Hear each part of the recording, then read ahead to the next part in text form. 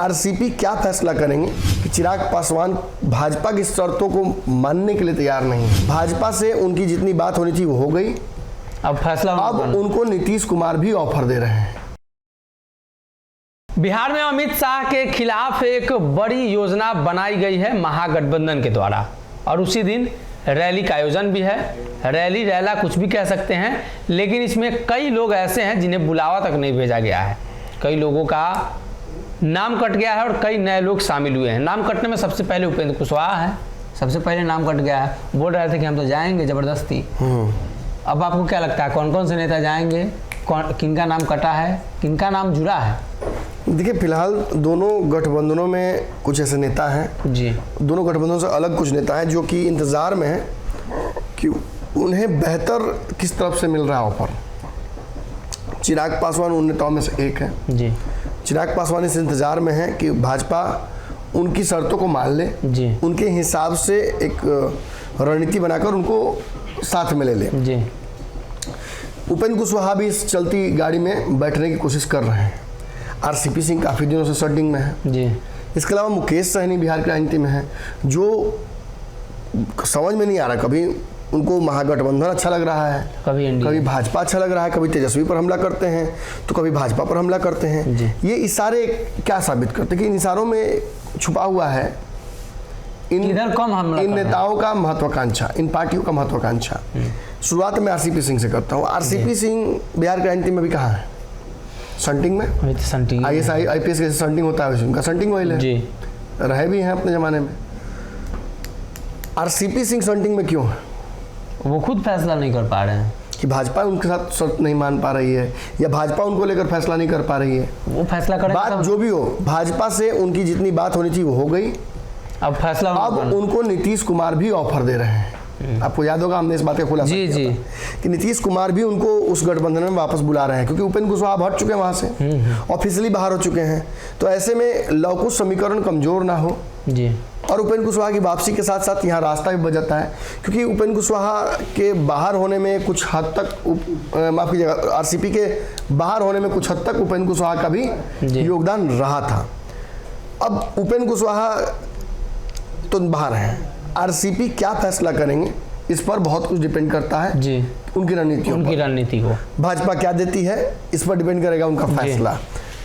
हालांकि मुझे लगता है कि आज भी अमित सिंह ने स्पष्ट तौर पर, हमारे जो महापंचायत शो है, जो लाइव डिबेट हमने कराया था, उसमें स्पष्ट तौर पर उन्होंने कहा था कि असंभव है वापस जाना अब वहाँ पे।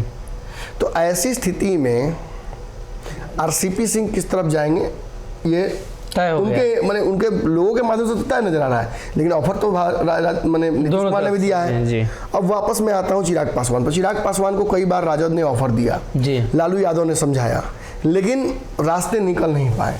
अब इंतजार कर रहे हैं भाजपा जिस तरीके से उनको इंतजार करा रही है, भाजपा उन पर जबरदस्ती चाचा को थोप रही है। इससे ये समझ में आ रहा है कि चिराग पासवान भाजपा की शर्तों को मानने के लिए तैयार नहीं है, लेकिन भाजपा उन्हें छोड़ भी नहीं रही, क्योंकि Z+ सिक्योरिटी देना या चुनाव में उनको खोज लेना वापस उपचुनाव में, ये साबित करता है कि उन्हें भाजपा छोड़ेगी नहीं।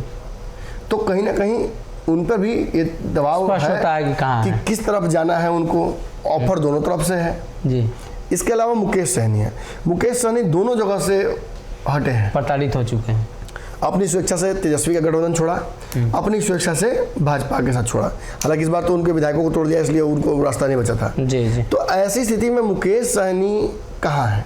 तो मुकेश सहनी को ऑफर कहीं ना कहीं भाजपा ने दिया, ये बात उन्होंने सार्वजनिक तौर पर बिहार में आके कही जी। उनको Y+ सिक्योरिटी भी मिला, ये भी भाजपा के प्रति उनका प्रेम हल्का फुल्का दिखता है।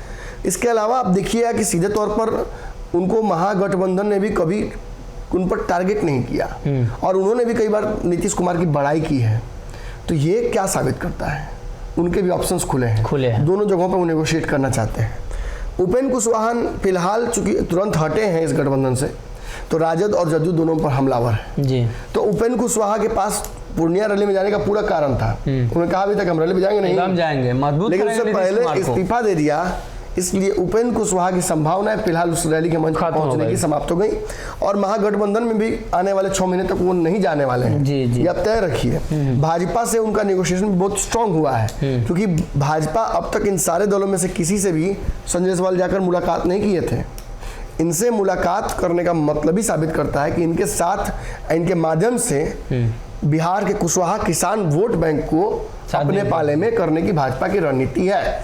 तो ये कुछ नेता हैं जिनके पास सीधे तौर पर दोनों हाथ में लड्डू है, इन्हें तय करना है कि किस लड्डू को खाना है। जी, तो कहीं ना कहीं बिहार में उस दिन ये तय हो जाएगा, हालांकि उसके पहले भी तय हो चुका है कि कौन किस तरफ है, लेकिन उस दिन मंच साझा करेंगे जब नेता, और बयानबाजियों का जब सिलसिला चलेगा तो एक एक करके परत दर परत खुलती चली जाएगी कि कौन किस तरफ है और कौन किसके समर्थन में।